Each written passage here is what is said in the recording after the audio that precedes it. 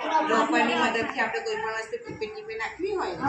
આમ તો નાખવા જઈએ તો વધારે પડી છે એટલે આપણે એકદમ એક એક ટીપું કરીને નાખવું હોય ને ત્યારે આપણે ડ્રોપરનો ઉપયોગ કરવાનો બરાબર તો આ આયોડિન છે એની અંદર આપણે આ ડ્રોપરની મદદથી થોડુંક દ્રાવણ લઈ લઈએ લેવાનું કઈ રીતે ઉપરથી આમ દબાવવાનું પછી એની અંદર નાખવાનું અને અંદર જાય એટલે આ છોડી દેવાનું એટલે જો આની અંદર થોડુંક આવી ગયું બરાબર હવે આના આપણે આની અંદર નાખીશું હજુ નાખીએ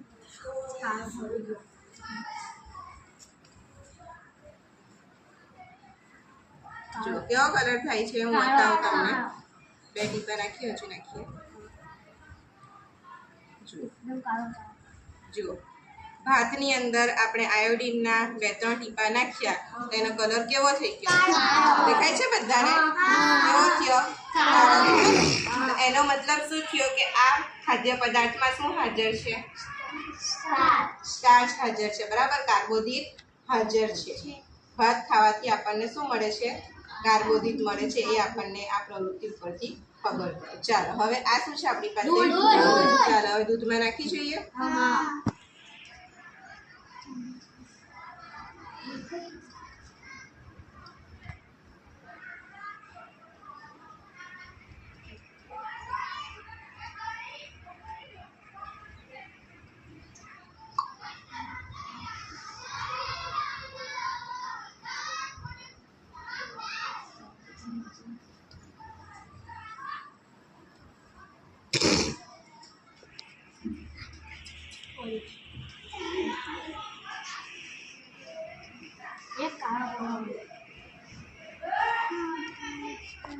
કાળો અથવા તો ભૂરો રંગ થવો જોઈએ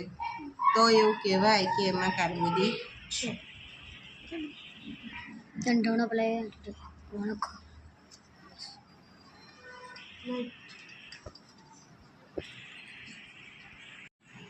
દૂધની અંદર આયોડિનના 2 થી 3 ટીપા નાખતા એમાં કાળો કે ભૂરો રંગ થતો નથી એનો મતલબ કે દૂધની અંદર કાર્બોદિત હાજર નથી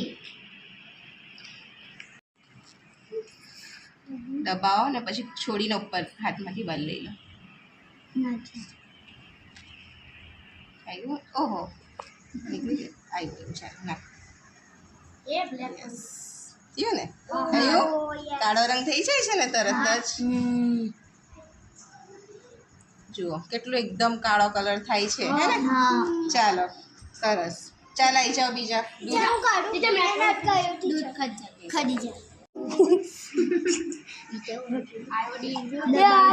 બરો ચાલો દબાવો અંદર દબાવીને નાખવાનું પછી છોડી દો ખોલ દો હા નાખો યસ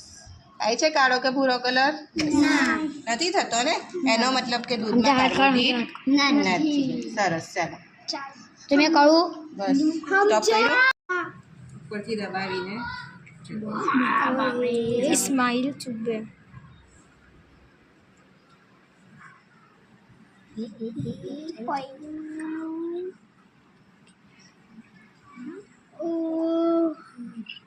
કેવો રંગ થયો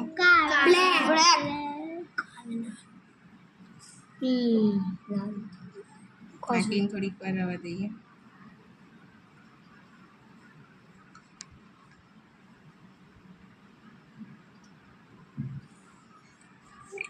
આનો રંગ કેવો થઈ ગયો કાળો થયો ને એનો મતલબ શું થયો કે આની અંદર સ્ટાર્ચ રહેલું છે બરાબર બટાકાની અંદર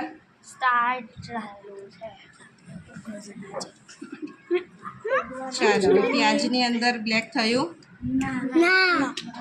નથી થયું તો આની અંદર સ્ટાર્ચ રહેલું છે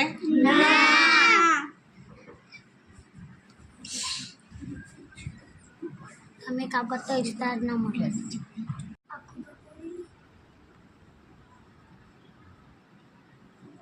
બીજા પર બી નાખી દે બટાકા પર ચાલ આને કરવા દે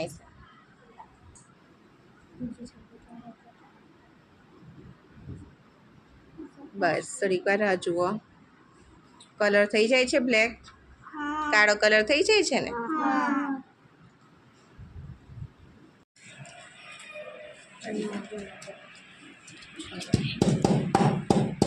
જોરથી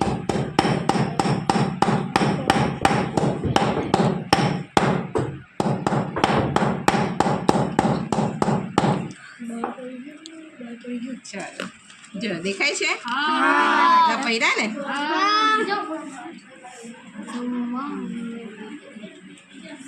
જો અહીંયા પણ આ બાજુ છે ને સુદાય એટલે તેલના ધાગા પડ્યા ને એનો મતલબ શું થયો કે તલની અંદર ચરબી છે, ચરબી હાજર છે.